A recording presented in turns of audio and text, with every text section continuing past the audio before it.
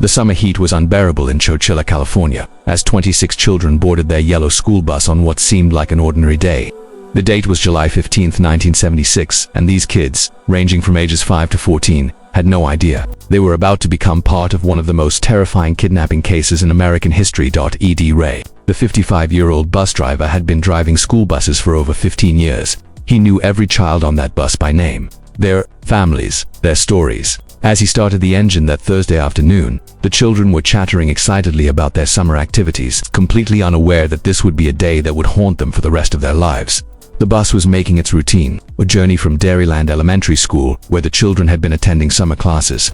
The rural roads of Chowchilla were familiar territory for Ed Ray. He had driven these routes countless times, waving to farmers in their fields, passing the same landmarks day after day. But on this particular afternoon, something was different. As the bus rounded a familiar bend on Avenue 21, Ed Ray noticed a white van blocking the road ahead. At first, he thought it might be a broken-down vehicle or perhaps some road maintenance. He slowed the bus to a stop, expecting to see someone flagging him down for help. Instead, 3 men emerged from the van, and Ed Ray's blood ran cold when he saw they were wearing pantyhose, masks over their faces. The men approached the bus with calculated precision. One of them was carrying what appeared to be a gun. The children, who had been laughing and talking moments before, fell silent as they sensed something was terribly wrong. The youngest ones began to whimper, while the older children pressed their faces against the windows, trying to understand what was happening. Frederick Newhall Woods IV, the apparent leader of the group, was 24 years old and came from a wealthy family. His father owned a successful construction company, and Frederick had grown up with every privilege imaginable. But wealth and privilege hadn't satisfied him. He had developed an elaborate plan that he believed would make him even richer, and these innocent children were about to become pawns in his twisted scheme.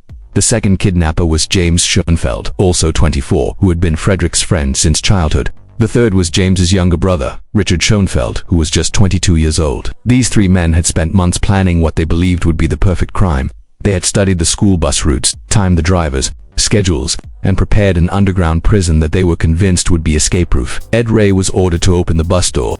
When he hesitated, one of the kidnappers raised his weapon, making it clear that resistance would put the children in even greater danger. With 26 young lives depending on his cooperation, Ed Ray had no choice but to comply. The bus door opened with its familiar pneumatic hiss, and the nightmare began. The kidnappers boarded the bus, their faces hidden behind the grotesque pantyhose masks that would haunt the children's dreams for years to come. They ordered Ed Ray to drive, directing him away from the familiar roads toward an unknown destination. The children were terrified, some crying quietly, others holding hands for comfort. The older children tried to reassure the younger ones, but their own fear was barely contained. For 11 hours, the bus traveled through back roads and highways, stopping only for gas and brief conversations between the kidnappers. The children were given no food, no water, and no explanation of what was happening to them. They could only sit in their seats, prisoners in what had once been their safe sanctuary, wondering if they would ever see their families again. During this terrifying journey, Ed Ray tried to maintain his composure for the sake of the children. He spoke to them in calm, reassuring tones, telling them that everything would be okay, even though he had no idea if that was true. He began to notice landmarks and road signs, trying to memorize their route in case they had a chance to escape, or if this information could somehow help in their rescue. As night fell, the bus was directed to a remote quarry near Livermore, California, about 100 miles from Chowchilla. The location had been carefully chosen by the kidnappers. It was isolated, far from any residential areas, and the quarry provided the perfect cover for their underground prison. When the bus finally stopped, the children had been traveling for what felt like an eternity. The kidnappers had prepared for this moment. Over the previous months, they had excavated a large hole in the quarry and buried a massive moving van underground. This trailer, which was 25 feet long and 8 feet wide, was to become the children's prison. They had installed batteries for minimal lighting, a few mattresses, some crackers and water, and most ominously, a ventilation system that they controlled completely. The children were ordered off the bus in groups. Many were crying hysterically, by this point, calling out for their parents and begging to go home. The kidnappers, maintaining their cold efficiency, directed each child toward a ladder that led down into the buried trailer. The sight of this underground prison was beyond anything the children could have imagined in their worst nightmares. Ed Ray was the last to be forced into the underground prison. As an adult, he understood the gravity of their situation perhaps better than any of the children. He looked around at the 26 young faces looking to him for protection and guidance, and he made a silent promise that he would do everything in his power to get them home safely. The kidnappers' plan was elaborate and, they believed, foolproof. They intended to contact authorities with ransom demands totaling $5 million, an enormous sum in 1976. They would demand the money in small bills, specify the exact method of delivery, and then presumably disappear with their fortune, while leaving the children and Ed Ray in their underground prison until the ransom was paid. But the kidnappers made several critical errors. First, they underestimated the determination and resourcefulness of Ed Ray and the older children.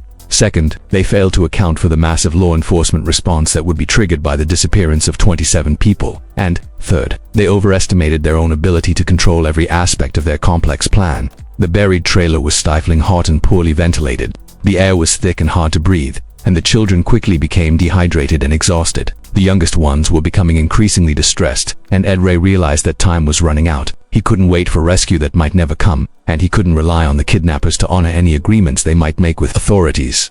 Working together with some of the older children, Ed Ray began to examine every inch of their prison. The trailer had been modified with a hatch at the top, but it was weighted down with heavy batteries and dirt. The kidnappers had assumed that children and one adult would never be able to move such weight, but they hadn't counted on desperation and determination. Ed Ray and 14-year-old Mike Marshall, along with several other older boys, began the seemingly impossible task of moving the batteries and debris that were pinning down the hatch. It was exhausting work in the stifling heat, and they had to work quietly to avoid detection if the kidnappers were still nearby. Hour after hour, they lifted and pushed and strained against the weight above them. Meanwhile, the outside world was in chaos. When the bus failed to arrive at its expected destination, parents began calling the school district. When the school district couldn't locate the bus, they contacted law enforcement. Within hours, one of the largest search operations in California history was underway.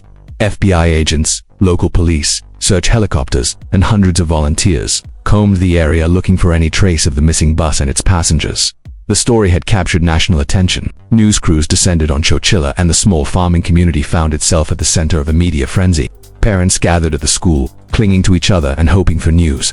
Some organized prayer vigils, while others joined the search efforts, refusing to sit idle while their children were missing. Back in the underground prison, Ed Ray and the children had been working for over 16 hours to move the obstacles blocking their escape route. They had made progress, but it was slow and exhausting. The air was becoming increasingly difficult to breathe, and several of the younger children were becoming seriously ill from dehydration and heat exhaustion. Just when it seemed like they might not have the strength to continue, they felt the hatch begin to give way. Working together, they managed to create a small opening that let in the first fresh air they had breathed in nearly 24 hours. The children, who were still conscious enough to understand what was happening, began to cry with relief. One by one, Ed Ray helped the children climb out of their underground prison. The older children assisted the younger ones, and those who were too weak to climb were lifted and carried to safety. When all 26 children were finally above ground, Ed Ray emerged last, looking around at the quarry that had nearly become their tomb. The escape was only the beginning of their ordeal. They were in the middle of nowhere, with no idea where they were or how to get home. Ed Ray organized the children and began walking toward what he hoped would be help. After walking for what seemed like miles, they encountered a worker at the quarry who was shocked to see the bedraggled group emerging from the remote location. The worker immediately contacted authorities, and within minutes, police cars and ambulances were racing toward the quarry. The children were rushed to hospitals for medical evaluation, while FBI agents began the process of gathering evidence from the crime scene. The buried trailer became one of the most important pieces of evidence in what would become a landmark kidnapping case. The investigation moved quickly once the victims were safe. The kidnappers had left numerous clues, and their elaborate plan began to unravel rapidly. Frederick Woods IV was arrested first, followed by the Schoenfeld brothers. The evidence against them was overwhelming, and their own mistakes had made them easy to track down. During the trial, the full extent of the kidnappers' planning became clear. They had invested months and thousands of dollars in their scheme, purchasing the trailer, excavating the burial site, and coordinating their complex plan. They had even practiced their timing and rehearsed their roles. But they had never considered what would happen if their victims refused to remain passive. The psychological impact on the children was profound and lasting. Many suffered from nightmares, panic attacks, and severe anxiety for years after the kidnapping. Some required extensive therapy and counseling to cope with the trauma. The experience had robbed them of their childhood innocence and their sense of safety in the world. Ed Ray became a hero in the eyes of the public, and particularly to the families of the children he had helped save. His quick thinking, determination, and selfless devotion to protecting the children had made the difference between life and death. He continued driving school buses for several more years, though he later said that every time he saw a van blocking the road, his heart would race and the memories would come flooding back. The Chowchilla kidnapping case led to significant changes in school, transportation, security, and emergency procedures. School districts across the country reviewed their safety protocols, improved communication systems, and developed new procedures for responding to missing buses. The case also highlighted the importance of teaching children how to respond to emergency situations. The 3 kidnappers were sentenced to life in prison without the possibility of parole. However, over the years, their sentences were modified and parole hearings were eventually scheduled. This development was deeply troubling to the victims and their families, who felt that the kidnappers should never be released given the severity of their crimes and the lasting trauma they had inflicted. Frederick Woods IV, the mastermind of the kidnapping, was eventually granted parole in 2022 after serving 46 years in prison. His release was met with strong opposition from many of the victims, who argued that he should remain incarcerated for the rest of his life. The parole decision sparked renewed debate about justice, punishment, and the rights of victims versus the possibility of rehabilitation today. The survivors of the Chowchilla kidnapping are adults with families of their own. Some have spoken publicly about their experience, using their story to advocate for child safety and victims' rights. Others have chosen to keep their experience private, focusing on healing and moving forward with their lives. The case remains one of the most significant kidnapping cases in American history, not just because of the number of victims involved, but because of the extraordinary courage and determination shown by Ed Ray and the children who refused to give up hope. Their story is a testament to the power of human resilience and the strength that can be found even in the darkest moments. The yellow school bus, once a symbol of safety and routine, had become the vehicle of their nightmare. But it was also the beginning of their journey back to freedom, proving that sometimes the most ordinary heroes can accomplish the most extraordinary things when faced with unimaginable circumstances.